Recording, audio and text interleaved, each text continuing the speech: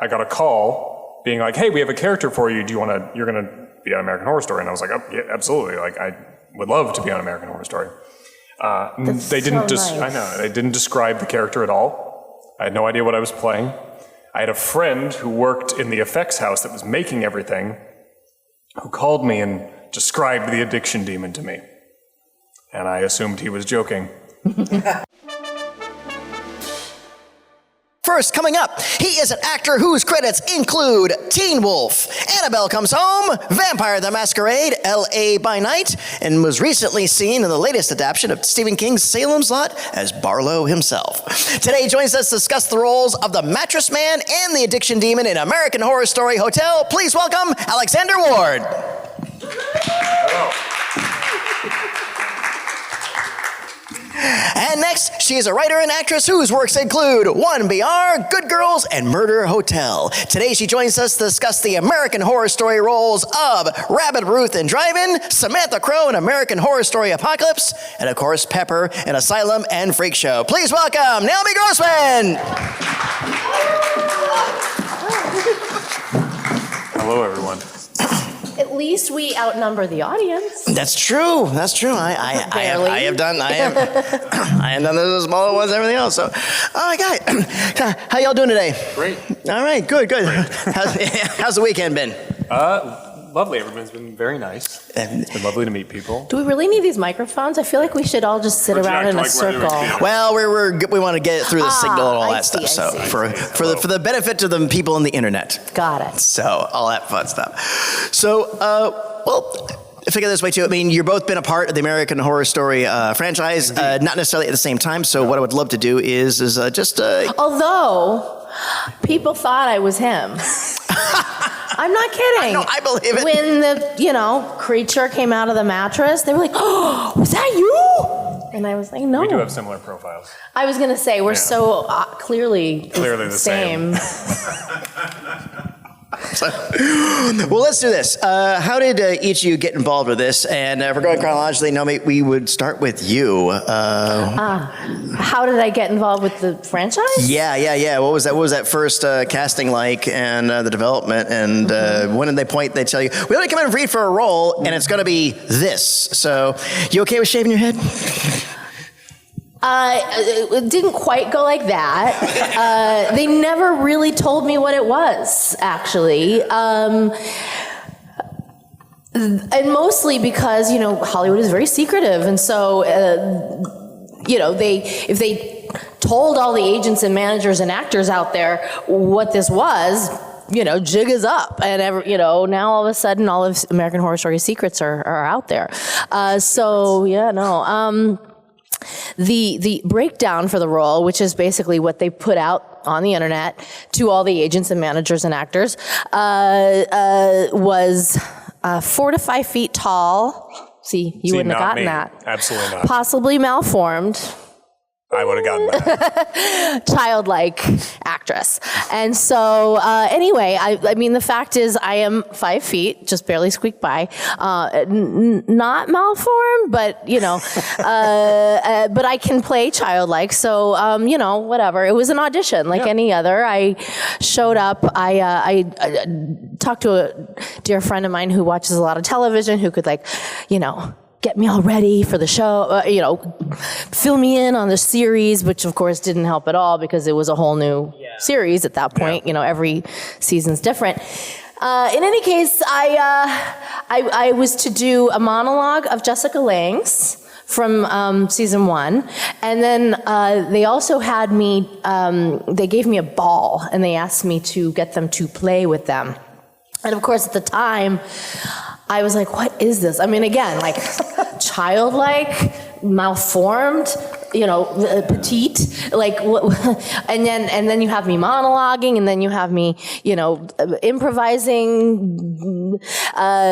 So, I mean, it was very mysterious. I never really knew what it was until actually after that initial audition, which I totally nailed, and I remember driving home, flagellating myself, which is typical, thinking, God, that's the audition I, nail, the one where I'm basically in a huge, a waiting room full of little people, which, are kind of intimidating. Like, why would they cast me? I'm a giant by comparison, right? Then I got a call for, the callback, which was essentially a meeting with makeup. And so they had me come in, and that's when they asked if I'd shave my head. Although even then it was just sort of like in passing, like, is that something you do? It wasn't like this is, contingent. Yeah. It's necessary for the role at all. They took a bunch of profiles of me, which they later manipulated to see what I would look like in the role. And in fact, they did this with several actresses. Anybody that they, because they always pad in case, they don't get their first choice or whatever. But sure enough, I know the guy, Mikey Hill, famous makeup artist, who literally looked at all the various, side-by-sides of these actresses and was like, that's going to look the best. So it's funny. I always think, to all those aspiring actresses out there that are like, my nose, I wish I could, my nose, for all we know, got this role. It's not particularly, great nose at all, but at the same time, like, for whatever reason, I mean, let's face it, those prosthetics put on someone else look completely different. And, my face just, with those prosthetics, just happened to be sort of like the perfect storm. Yeah. So, sorry, I'm truly almost done. We got time. Well, I'm making up for the lack of audience with lots of stories. I don't know. So then when I was cast, that's when basically I came in for probably 7 various makeup tests, like over maybe a month's time before we actually went to set.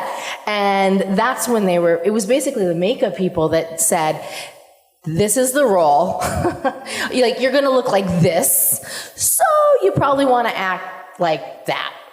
So there was never, ever, ever any word of Schlitzie, who was, of course, the real-life microcephalic after whom Pepper was modeled. Nobody said microcephalic. There was never a, pinhead. None of this was even in the zeitgeist until well after I was cast.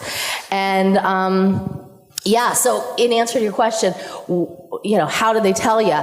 They really didn't. Yeah. They just did me in the mirror, and I figured it out. No, and Asylum too was such a everything but the kitchen sink story-wise, because that first season was like, okay, a ghost story. It had some interesting wrinkles to it. Oh, they're gonna do another one. Oh, it was a continuation. Oh, okay, it's an anthology. We're getting the idea of it. And then Asylum was like, oh, now there's aliens, and now it was literally like, okay, we're going to go burn through every horror trope we possibly can in the same setting. But they made it work. And again, that's the credit to the team that he's developed and their imaginations and the fact that they run with these characters. So, I think that's exactly right, though. I mean, I remember Ryan coming to the day room, where you got the necrophiliac over here and the guy with Tourette's over there and, Shelley, whatever. We were all in a room, and he kind of wandered around, and he actually came just right to me. I was playing with some yarn, like you do. And he was like, Pepper's the best. And that, I'll never forget that. But I agree. There was definitely like a sense of like, let's just, like, they never even communicated to us. Like, I had no idea that I was going to be coming back later in the season, abducted by aliens. Yeah. Spoiler alert, it was 10 years ago, so if you still don't know that, then... Yeah, we're going to get some spoilers, sorry. The statute of limitations is way behind us at this point, so yeah. Yeah, but I mean, it was... Horrible things happen on a horror series. I had no idea of any of that, and for all we know, the writers didn't either. You know what I mean? Like, I really do believe... To your point, they were kind of Jackson Pollock style storytelling, and they were, they're watching the internet, they're looking at Twitter to see like, this character is breaking the internet. Let's let's see more. Yeah, no, exactly. And I think it's good because, I'm sorry, I promise I'm going to let you talk. But American Idol once upon a time was like the only way for audiences to really like cast their vote. And now it's like, no, literally all the time. Like if you guys want us at conventions, like you post to the promoter, tell the producers you want to see more of us on, whatever, XYZ series. And what was it like thinking that, okay, the Scientology series is a one and done. Sometimes they bring back their actors as different characters and stuff, but what was it like when you got the reach out of, we want you to come back as Pepper again? Yeah, I mean, it was really unprecedented because that never happened before. And, on one hand, I was like, oh, I'm in a very interesting negotiating position because, this role started as a co-star, which is basically, you have to imagine there's a hierarchy in Hollywood, right? There's the series regulars that are the names above the title that are, making a lot of money. And then there's, your guest stars who come on for a few episodes, but are still kind of pivotal to the story. There's co-star, and then there's, background, basically.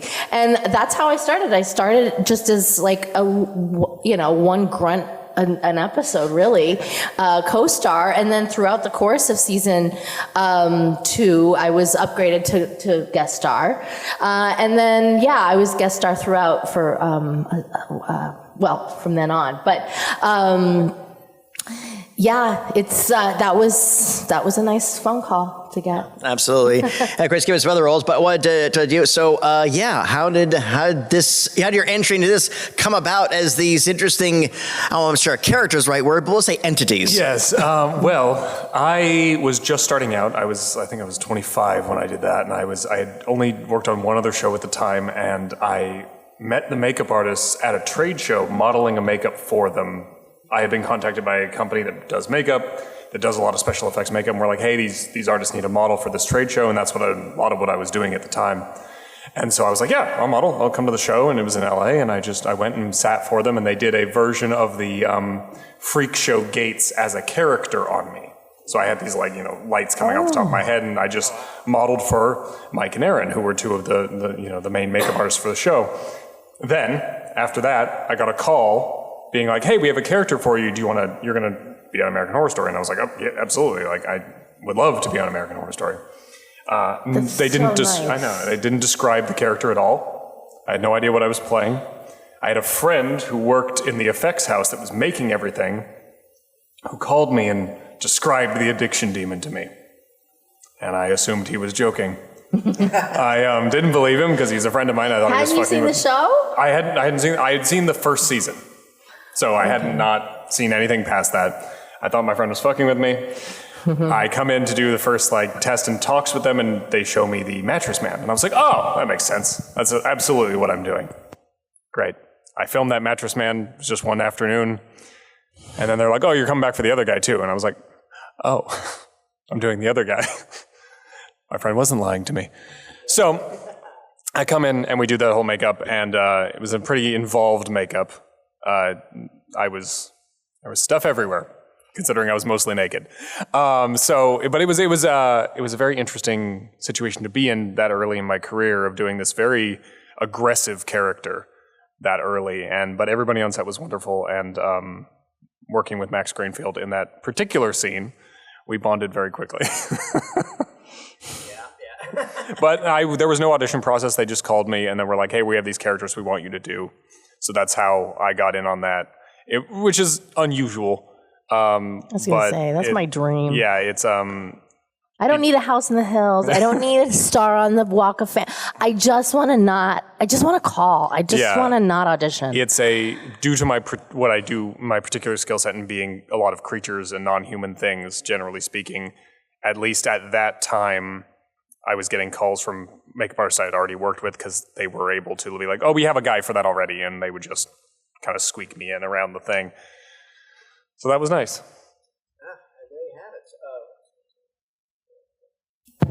For each of you, what what was probably either the craziest or most memorable day you had on an American Horror Story set?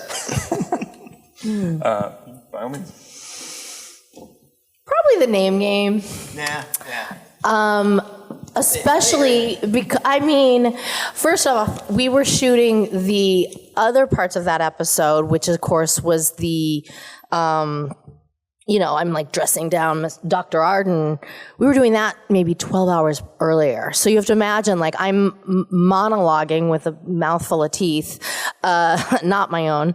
And I let's face it, Pepper had been totally monosyllabic until that point. And so all of a sudden, like, I'm like, wait. I speak like normally, and like even then, what is normal? Like Naomi? Like what is this even? What is this? So that was, so when you say what day, I mean to go from that, break, sleep, come home, come back to work, and then have like giant cranes flying, and A-list celebrities dancing, and I've got one eye because they had a fake lenses in my eye that sort of really impaired my vision. So it was a wild day. I'll never forget it. We would shoot. We would just do the full song over and over and over. I mean, we heard it 1,000 times, and they'd just, mix up the cameras. But we had everything from, like I said, these giant, very expensive equipment, like just, swooping down on cranes, and, navigating through us all. And, I remember seeing some of the dailies right afterwards and thinking, oh my God, you don't even have to cut that together. Like you could literally just broadcast that. Like, you're done. Of course, they weren't. They had to, do all the other things. But it was also, on a personal level, a very special day because as a thespian, because, I started in the theater, I'm always sort of acting to the back row. And so I'm constantly getting the same feedback from, directors, which is, take it down a notch, throw it away, do nothing, just let it go. And so, this was the one day in my life when I was really allowed to just let my freak flag fly, dance to like no one's watching, and if anything, others had to meet me at my level. And I'll never forget one of the ADs over a big megaphone saying, everyone can go bigger except Pepper, which is just like music to my ears. Like, yeah, bitches, like you gotta, meet me. Like, I'm not toning down for y'all. So that was a great day. For me, I have 2 days. One, there was the specific scene with Max Greenfield, which is very memorable for a lot of reasons. But the day that I remember specifically that makes me laugh is that I spent an entire day shooting. We were shooting 2 separate scenes simultaneously, like on different sides of the soundstage, and one of them involved Gaga, because that was her first season on the show, and one of them involved me. So Gaga and I were both in the same holding room while we were like shooting back and forth, and there was time where they were setting up lights or whatever. So we spent the entire day, me as the addiction demon and Gaga as her countess character, sitting and just kind of chatting all day, which was very nice, except I couldn't see because I had no eyes, nor a mouth. So I would just make noises at her as she spoke to me. So we've technically met and spoken. I have yet to see her, which was a very funny story. And like, it was a fun day of just being like, while she spoke to me all day. But she understood you. I mean, I can convey with body language. It's fine. No. Yep. All day. Fun. That is pretty wild. And again, that was quite a coup getting her on that season. Yeah, it was very cool. It was definitely a very much a tonal shift from where everything had been for Freak Show, coming into a very kind of Art Deco, very stylized vampires and all of this stuff. It was I loved it. It was very cool. And again, kudos on them because they done a really good job of making such a clean break from season to season. Yeah. It never feels like they're repeating elements and things like that. They're like, okay. I mean, they've made their lives very difficult, let's face it. Yes. You know, they're creating a whole new show in a way every season. And as if that weren't hard enough, they decided to do it again, even harder for American Horror Stories. Oh, you know what I mean? Like some of these shows, let's face it, like these long running shows where they, you know, Breaking Bad, you've got that same meth lab, you know, for 1,000 seasons or whatever it is, right? I guess it's not that many.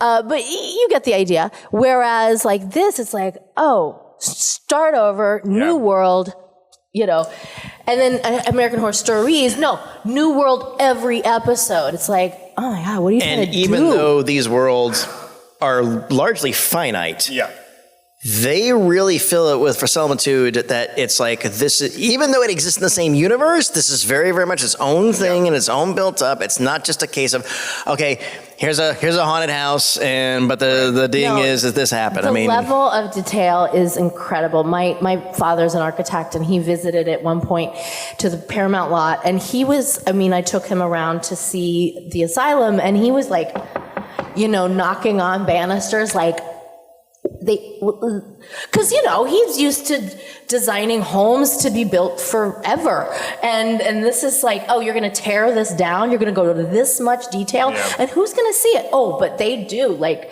I mean, and the wardrobe, I just wore a pair of tiny whities, but that's fine. That was my whole costume. I mean, it's incredible. Like, even just a makeup or even just a wardrobe fitting, for example. I remember, you know, put on my frock, you know, try a sweater. No, new sweater. Okay, roll up the sweater, push up the sweater, sweater down, sweater up, sweater. I mean, it was like, and we're taking literally hundreds of photos of my sleeves. And I'm like, are my sleeves intricate to the story? Like, what?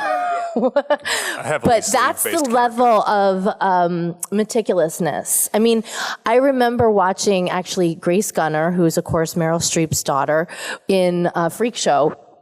She played the, you know, woman who gets tattooed. And Matt Fraser's, who was supposed to be here this weekend. Anyway, his lover.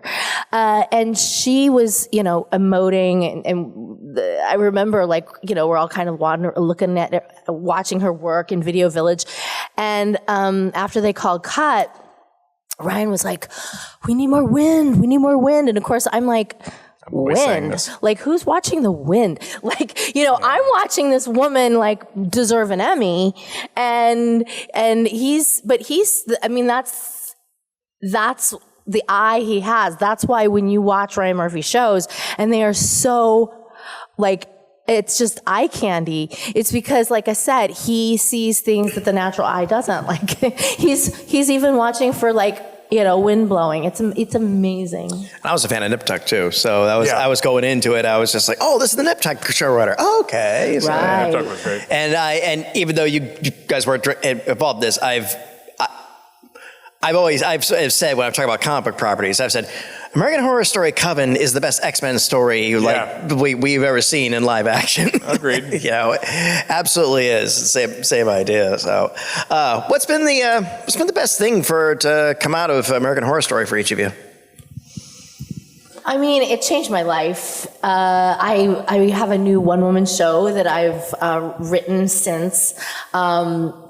Called American Horror Story, and I actually brought it to New York. I did it off Broadway here in January, and I did a run in LA. I took it to the Edinburgh Fringe over the summer. It's, you know, and I'm actually going to be shooting it as a comedy special in January. So that's very exciting. If you want a T-shirt, I got T-shirts at the table, and of course copies of my prior two shows as well. But you know, that show is sort of dedicated to that journey, because it is, you know, there's a lot of BTS that well, I'm trying to share the stage here, but you know, that's in the show. And yeah, I mean, I think so. Yeah, it's changed my life. But I think which it's really done, was, I mean, the orphans episode, the Pepper's origin story, where we see, beginning to end from the orphanage to the asylum. That sort of like reminded me of like what I'm like, my purpose, like my reason for being, you know what I mean? Because let's face it, I went 22 years without work. Like, I got my SAG card on my 15th birthday, and I was 37 before I got cast on American Horror Story. And so for me to like finally like get to like cry on cue and sing and dance and like really like I mean, my muscles, which I toned in acting class thousands of years prior, had really atrophied, but I was able to really like remind myself of like what I do and what I love and what I'm fucking good at. Thank you very much. And so that was really important, because I was starting to really lose hope. Congratulations going to Edinburgh. Those of you who don't know, Edinburgh Fringe Festival is a real big deal in the theater world. It is right up there with Broadway, off Broadway. It's very neck and neck that. So kudos on that. For me specifically, in how it changed, like affected me, it was early in my career, and I was really just figuring out kind of what I was doing, and like ended up like I went to school for acting. Thought I was just gonna be a regular actor. I always loved horror stuff, but I never really thought that, being monsters was a job. No one told me. So I was kind of figuring out that this was a thing I could do. I had been working on Sleepy Hollow at the time. That was the first show I ever did. And then I'm doing Horror Story, and that kind of just opened up a world where I was like, oh, this is a thing that I can do, that I'm good at, that me just being a weird kid played into. Like, it was the skills that I had and imagination that I had as a kid, and I was like, oh, I can access all these cool ideas and these things that I loved as a kid, and I can use them. And so that kind of opened up this door of marketing myself as someone who was not only willing to be in makeup, but loved being monsters and loved being these non-human creatures. And that was something that was kind of set me on a path that I'm still doing. And like, I still play monsters to this day. I was about to say, it would be remiss if we didn't, because it was just such a recent release, Salem's Lot, Barlow, which wasn't recent for you. It's been in the can for like 3-4 years. Yeah, but we shot it in 2021. It finally dropped, and the title Monster. Yes. So that was a big deal for me, in that I love, that's my favorite Stephen King book. So when they approached me with the part, I didn't know I was doing that part. I had worked with the director previously on one of the Annabelle films. And I got an email from him, and he was like, hey, I got a script I'd like you to read. And I was like, oh, okay, cool. And that was as much warning as I got. Oh, wow. Like, I was like, and so I was in a cabin in Idlewild, California for a friend's birthday. We were spending the weekend just like in a cabin, hanging out. And I get this email, and I was like, okay, let's read this. And so the next morning I read it at the cabin, and they sent me an email. I was like, hey, I read the script. It was great. I'd love to talk about it. And I assumed he just wanted me to be a vampire in it, a small part, whatever, because I'd worked with him before. A vampire dressed in a KFC uniform. Exactly. Yeah, just like this vampire in one scene, whatever. Because that's most of what up until that point, what I had done is just like, I'm the monster in a specific part of a movie or something like that. And so I had a Zoom call with him, and we talked about vampires in general for 2 hours. We didn't talk about the script at all. We just talked about vampires in general as a concept. And then he was like, okay, cool, I'll talk to you later. I was like, great, bye. And then 2 months went by. Oh my God. And then my agent calls me and goes, hey, I got a call for Salem. I was like, the TV show? I was like, I thought that was over. Man. Completely not connecting the dots in my brain. Being like, I don't know, I guess, yeah, I'll do the TV show Salem if they're bringing it back, whatever. And then she's like, no, Salem's Lot. I was like, oh, fuck. And they're like, yeah, they want you to play Barlow. And I was like, that can't be right.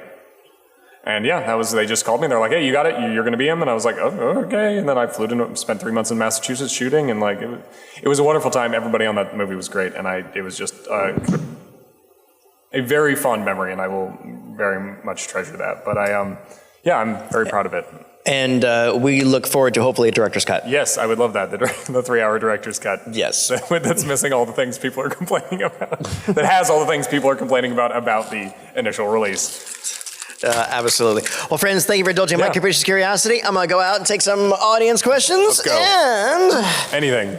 Favorite food? And... whatever. Oh. Whoever asks the first question will get 2 pieces of candy. Hell yeah, let's go. All right. Who's got something? Who's got anything? Who's got... You Don't guys be were here shy. like early on. You got to have something. You look like you have questions. So don't make me do like the generic-y type stuff or whatever. Okay, well, all right then. Yes. Fine. Outside of American Horror Story then, Yeah. what's a particular project? You guys just shared some other stuff. What's something else that maybe we're unaware of that you'd like the audience to know about? Well, I worked on something really cool, which I don't think I'm allowed to talk about yet. But it comes out in September of next year. It's NBC Universal, so it's gonna be a big one. It'll be in your Halloween Horror Nights, and so you can look forward to that. And I wish I could say more. I do think it's. Stay tuned. It's too soon. Yeah, I know that. But you can say, I don't know. We'll see. The main thing is you got something really cool in the future. Yeah, I have something. Yeah, it's in the can, like you said. Yeah. So we'll see. Yeah. I do a lot of. I'm also a big tabletop RPG role player kind of guy. I do a lot of that stuff. I have a show. I have had a couple of shows based on the game Vampire the Masquerade. We do LA by night and New York by night, and there are more things coming. I also have a undisclosed project that will be coming out soon that may or may not involve swords made of light. Ooh. So, something in there. Swords made of The light. thing that, Ooh. Are you going to wear pointed ears too? Yeah. Yeah, he's going to be in Star Trek. Isn't that cute? I was gonna say though, the reason I meant to say that was about my project is that I got it out of my solo show. Oh, so okay. this same show, this little one-woman show that could, t-shirts at the table, it literally, this auteur, producer, director, people came, saw it in New Mexico. Like, who does that? Like, how does, you know what I mean? Like, in this like dusty little town, like one horse town. And I mean, They have more than one horse. There's more than one horse because there's large Netflix stages there now. But still, it's kind of cool how work begets work, you know. And there is something to be said too about, you don't have to do this in New York and LA anymore. Who knew? It's just, you never know when the stars gonna be right and the right person's gonna be the audience that isn't even, they make the decisions, but they call a friend, like, hey, you couldn't find this person for this and that, yeah. And I mean, who knew I was, auditioning for this role without even knowing it, just doing what I love. Yeah, it's just the way too. It's like all my work at Disney was always given not because of that, because you did that thing at that other audition 9 months ago. Yeah, we want you to do that here for this. You know? Well, that's how I got Annabelle when I did my pieces in Annabelle, is because I auditioned for the Curse of La Llorona and didn't get it, and then they called me later and they're like, we remembered your audition. We want you to be a demon and these two characters in this movie. Like, that was how I got that. I just got released, meaning that's in a bad way, from a role on NCIS yesterday, and it was like, wah, wah, I was so bummed. Yeah, it happens. But again, hey, at least they put a pin in me. At least, they'll remember they me for will, next time. when people ask questions about advice about acting, I always say, the big thing about auditioning is just remember, you're not auditioning for the part, you're auditioning to audition again. Right. You're booking the room, not the role. Yeah, you're all about just go in there, make a choice, and make a decision, and maybe not get that part, but they'll call you in, they'll have you in mind, and there you go. And you never know. You never know. So, all right, so anybody ever thought of, okay, we got you, so we'll go to you, and then we'll go to you. Okay. Let's go. Hey, what's your name? My name's Ren. What's your name, Ren? I heard Universal Hollywood Studios. Have you guys ever been to the Halloween Horror Nights event there to see the American Horror Story House?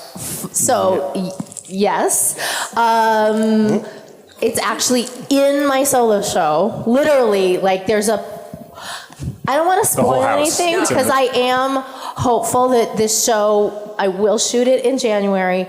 It will be picked up by a Netflix or Hulu or, some streaming. I mean, I'm speaking it into being right now.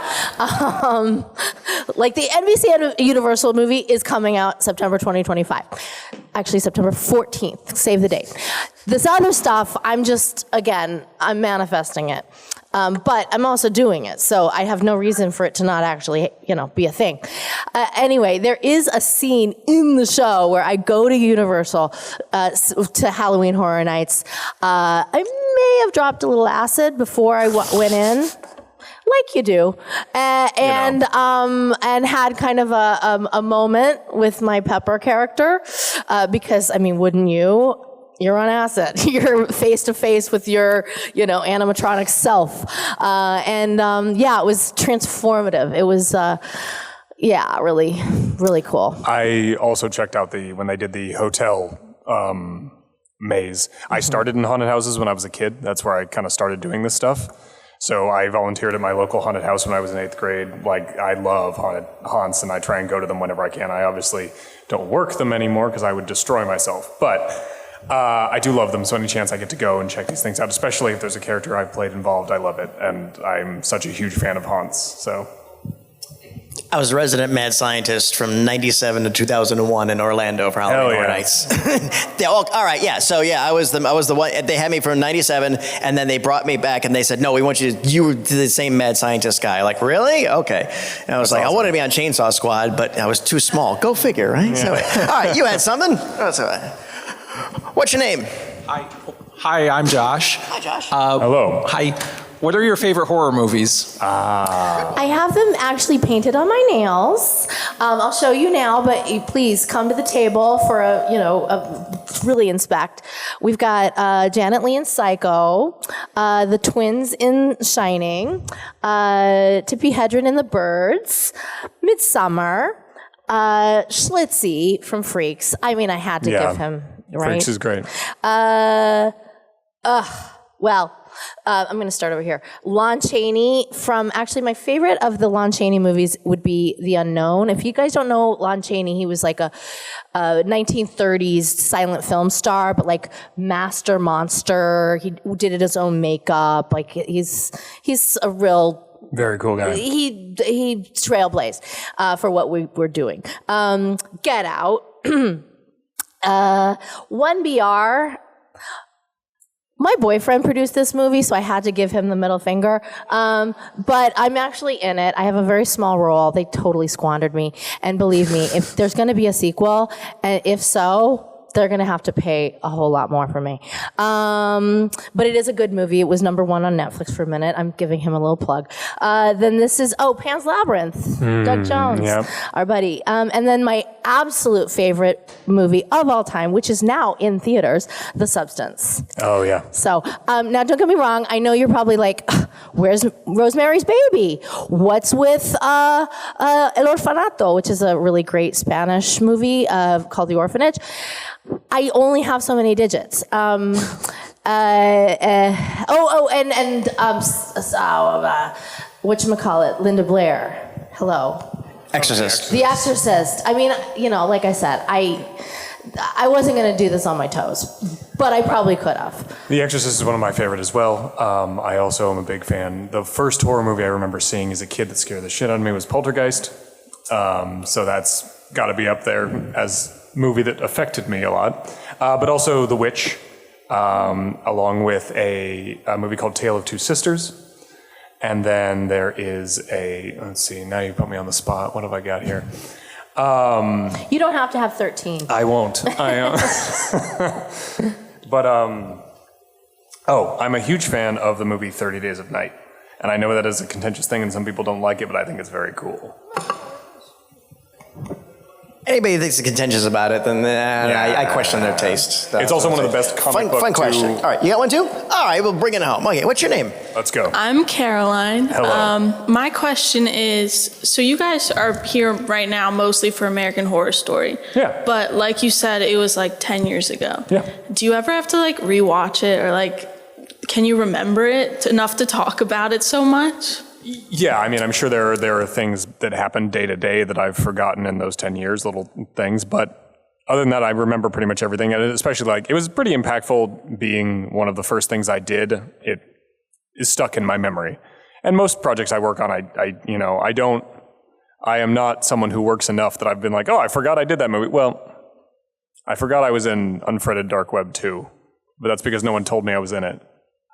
And I showed up to film something for one day and left for like 20 minutes. And then I got an invite to the red carpet and I was like, I'm not in this movie. And they were like, yeah, you are. And I was like, what? Apparently I am. But no, yeah, I remember pretty much everything. And like, I could go back and watch it if I wanted to, but like some of the things in that season in particular are like, I'm not going to go back and watch them for fun. I mean, the actual shooting was very memorable. I mean, like I said, I'd been 22 years without a job, so yeah, I'm gonna remember my job.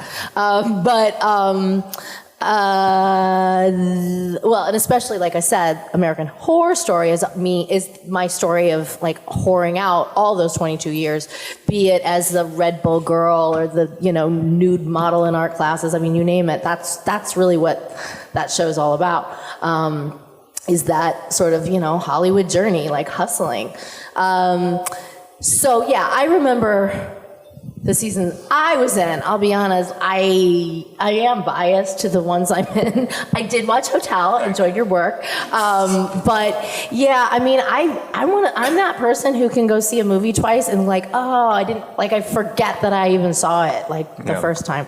So thankfully, I can remember the ones I'm in anyway. No, it's. And if anything, I'm thankful to the fans who come to the table and, what about the moment when you did it? I'm like, oh yeah, that happened. So I feel like it may have been 10 years ago, but it lives on. Yeah. The fans don't forget, that's for sure.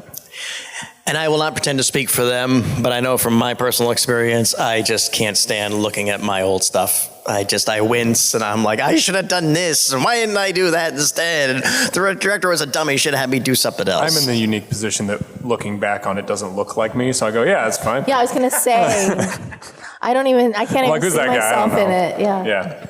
Absolutely.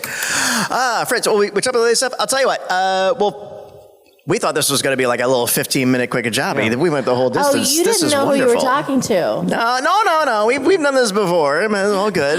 So, thank you for joining us today. This is Bo Billingsley, and you're watching Fandom Spotlight. Be sure to like and subscribe. But more importantly, have fun and follow your fandom.